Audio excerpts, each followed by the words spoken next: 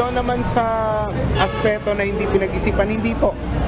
Talaga pong piga-utak ang ginawa po namin dyan para po malagyan pa rin despite the challenges ng elevator. Nanindigan ng Metropolitan Manila Development Authority o MMDA na maraming bagay ang kanilang ikinonsidera sa pagpapatayo ng PWD ramp sa bagong bukas na film station ng EDSA Busway. Ito ang sagot ng MMDA matapos na mag-viral at umani ng kritisismo mula sa mga netizen nila'y masyadong matarik na rampa para sa mga person with disability. Paliwanag ng ahensya, hindi naging madali ang pagpapatayo ng nasabing PWD ramp dahil may height restriction ng MRT na kailangang sundin. Kaya naman hindi pwede na ipantay ang elevator sa footbridge. Kung makikita niyo itong EDSA Philam Busway Station, kapag mas mataas ang pagkakatayo ng elevator, ay tatamaan nito ang Metro Rail Transit o MRT Line 3. Kaya hindi pantay ang lagusan nito dito sa footbridge. Habang nakaharang naman itong poste sa dadaanan ng rampa, kaya mahirap itong pahabain para naman hindi mas matarik para sa mga naka-wheelchair. Kasi po ang option lang po natin, ilagay siya as is na medyo matarik yung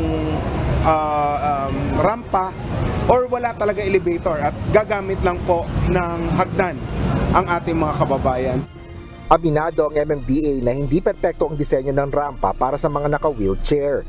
Gayunman, maaari pa rin nila itong mapakinabangan ng mga senior citizen, buntis at iba pang PWD. Hindi lamang naman po naka-wheelchair ang gagamit nito. Mas marami po sa aming obserbasyon yung mga senior citizens, buntis at yung may kapansanan na hindi naman po nagre-require ng wheelchair na makakagamit pa rin po nito. Tiniyak naman ng MMDA na sa 5 bus stations na nilagyan ng elevator at PWD ramp, tanging ang film station lamang ang nagkaroon ng issue dahil sa limitadong espasyo.